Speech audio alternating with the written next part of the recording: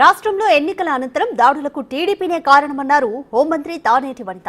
Police శాఖలో కొంతమంది అధికారులు టీడీపీ నేతలకు వత్తాసు పలకడం వల్లే దాడులు జరుగుతున్నాయని ఆరోపించారు. ఏకపక్షంగా వ్యవహరిస్తున్న పోలీసు అధికారులపై విచారణ చేయాలని డీజీపీని కోరామన్నారు. ఆమె ఓడిపోతామన్న భయంతోనే దాడులకు పాల్పడుతున్నారన్నారు. ఇక పూర్తి వివరాలు మా ప్రతినిధి శివసాగర్ అందిస్తారు. ఏపీలో ఎన్నడూ లేనంతగా ఎన్నికల అనంతరం అధికార పార్టీ ప్రతిపక్ష పార్టీలు ఒకరి మీద ఒకరు దాడులు ప్రతిదాడులు దిగాయి. దీని మీద ఎలక్షన్ కమిషన్ సైతం సీరియస్ అయింది. ఇదే విషయం మీద మనతో మాట్లాడడానికి రాష్ట్ర హోంమంత్రి తానేటి వనిత ఉన్నారు. మేడం, ఏంటి పల్నాడు జిల్లాలో కానీ మిగిలిన చోట్ల కానీ ఈ ఘర్షణ వాతావరణాలు ఎందుకు వచ్చినాయి అనుకుంటున్నారు? పోలీసుల వైఖరి ఏ విధంగా ఉందనుకుంటున్నారు? ఎన్నికల సమయం ముగిసిన తర్వాత ఈ దాడులు అనేవి గతంలో ఎప్పుడూ లేవండి. ఈ మధ్యనే కొత్త కల్చర్ తీసుకొచ్చింది ఈ కూటమి. కారణం ఏంటంటే వీళ్ళు ఓటమికి దగ్గరగా ఉన్నారు, విజయానికి దూరం అయిపోతున్నారు అనే ఫ్రస్ట్రేషన్ వీళ్ళలో ఒక భయం, ఒక ఆందోళన. దీంతో అక్కడున్న మా కార్యకర్తల మీద, మా నాయకుల మీద దాడి చేయడం. ఇక్కడ నా నియోజకవర్గంలో కూడా అండి కొంతమంది మా నాయకులు ఇళ్ల మీదకి టీడీపీ వాళ్ళు 50 మంది 100 మంది కలిసి వెళ్ళిపోయి దాడి చేసేసే పరిస్థితి ఇక్కడ మేము చూసాం. అంటే ఈ రోజున ఎంత భయంకరమైన దుస్థితికి వాళ్ళు దిగజారిపోయారు అన్నది వాళ్ళ ప్రవర్తన చూస్తే మనకు అర్థమవుతుంది.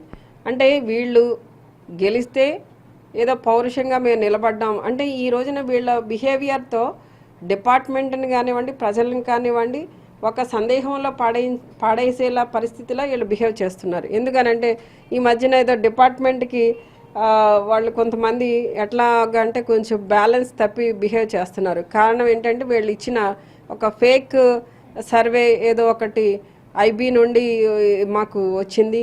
అంటే ఏంటి, ప్రధానమంత్రి మోడీ గారికి ఇంటెలిజెన్స్ వాళ్ళు ఇచ్చే రిపోర్ట్ అంట బయటకు వచ్చిందంట. అది ఎట్లా వస్తుందండి అసలు బయటికి? అది తప్పు కదా. ఇంకెక్కడో అక్కడో లీక్ అయిందంటే అనుకోవచ్చు, కానీ ఒక సర్వే సంస్థ నుండి ఏదైనా లీక్ అయిందని అనుకోవచ్చు, కానీ ప్రధానమంత్రి గారికి వెళ్ళే ఇంటెలిజెన్స్ రిపోర్టే లీక్ అయింది, ఒక 200 పేజీలు ఉన్నది వచ్చింది అని చెప్పేసి వీళ్ళే ఈ టీడీపీ వీళ్ళంతా కూడా బాగా మౌత్ పబ్లిసిటీ చేసి ఒక గ్లోబల్ ప్రచారం చేసి వీళ్ళంతా కూడా ప్రజలని, డిపార్ట్మెంట్ని మాయ చేయాలని చూశారు. పాపం కొంతమంది అమాయకులు బ్యాలెన్స్ తప్పారు.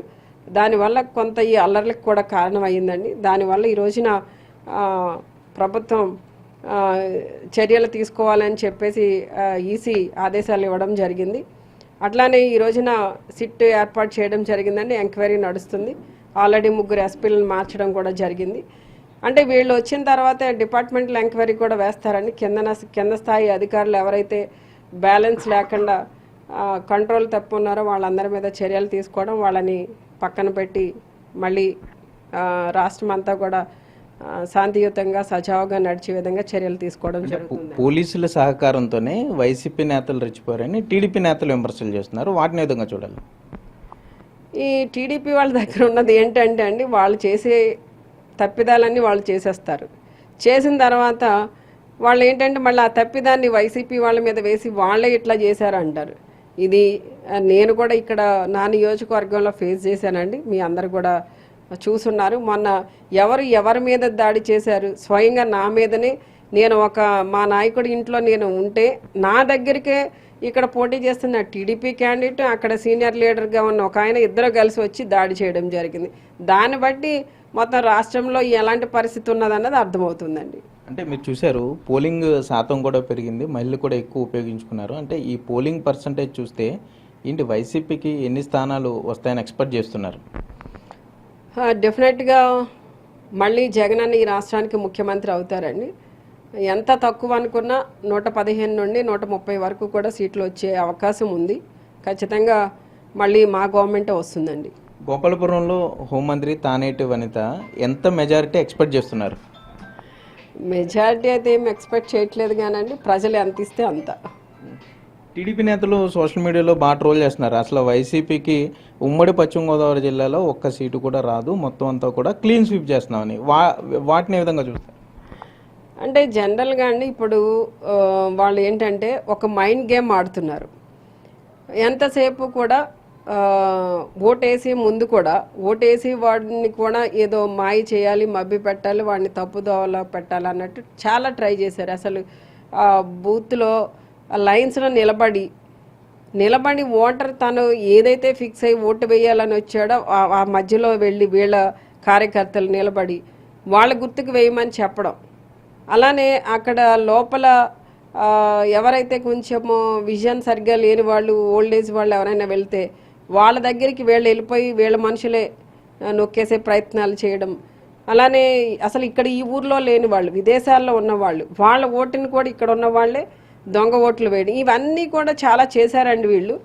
ఇన్ని చేసి మళ్ళీ ఏమీ తెలియనట్టుగా ఈ రోజున అంతా కూడా మాకే అనుకూలంగా ఉంది, అంతా మొత్తం గాలంతా మా వైపే ఉంది, సర్వేలన్నీ మా వైపే ఉన్నాయని కొన్ని ఫేక్ సర్వేలు చూపించి వాటిని అడ్డం పెట్టుకుని ఏదో ప్రజలని మభ్యపెట్టి మాయ చేయాలని చూశారు. కానీ ఈ రోజున పరిస్థితి అయితే అలా లేదండి. గ్రౌండ్లో ఈ 5 సంవత్సరాల కాలంలో జగనన్న అందించిన లబ్ధి సంక్షేమం ఏదైతే ఉందో దానికి ప్రజలు చాలా నమ్మకంగా ఈ రోజున వైసీపీకి ఓటేయడం జరిగింది. ఇప్పటికీ మీరు రాష్ట్రంలో శాంతి భద్రతలపై డీజీపీతో మాట్లాడారు, ఏంటి ఆయన ఏమన్నారు, ఏ విధంగా స్పందించారు మీరు చెప్పిన సూచనలకి? అంటేనండి ఈ రోజున ఇందాక మనం అనుకున్నాం డిపార్ట్మెంట్లో కొందరు బ్యాలెన్స్డ్గా లేరు అనేది, కొంతమందికి ఫేవరిజం చూపిస్తున్నారు అనేది. ఇప్పుడు వాళ్ళు ఒకవేళ నిజంగా ఫేవరిజం చూపించాలి డిపార్ట్మెంట్ అంటే ఎప్పుడు చూపించాలండి? రిజల్ట్ వచ్చిన తర్వాత నిజంగా ఒకవేళ వాళ్ళకి పొరపాటున వాళ్ళ గవర్నమెంట్ వస్తే వాళ్ళకి ఫేవరిజం చేయడంలో తప్పు లేదు. కానీ ఇంకా ఇక్కడ ఏం నడుస్తుంది?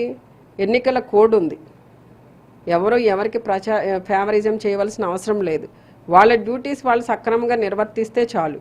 ఈ రోజున ఇన్ని అల్లర్లు జరుగుతున్నాయంటే కారణం మన సపోర్ట్ అనేది లేకుండా వాడు, అంటే ఒకవేళ సపోర్ట్ అంటే డైరెక్ట్గా నువ్వు ఇవ్వలేకపోవచ్చు, కానీ ఇండైరెక్ట్గా వాళ్ళ చేసే దాడులకి, వాళ్ళు చేసే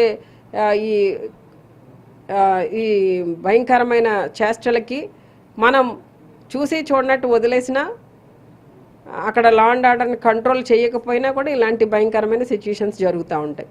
ఆ పరిస్థితిలో ఎవరు ఉండకూడదు, వాళ్ళందరినీ కంట్రోల్ చేయండి, వాళ్ళందరికీ చెప్పండి. అంతేకాకుండా ఎక్కడైతే అవసరమైతే అక్కడ 144 సెక్షన్ పెట్టండి అని చెప్పడం జరిగిందండి.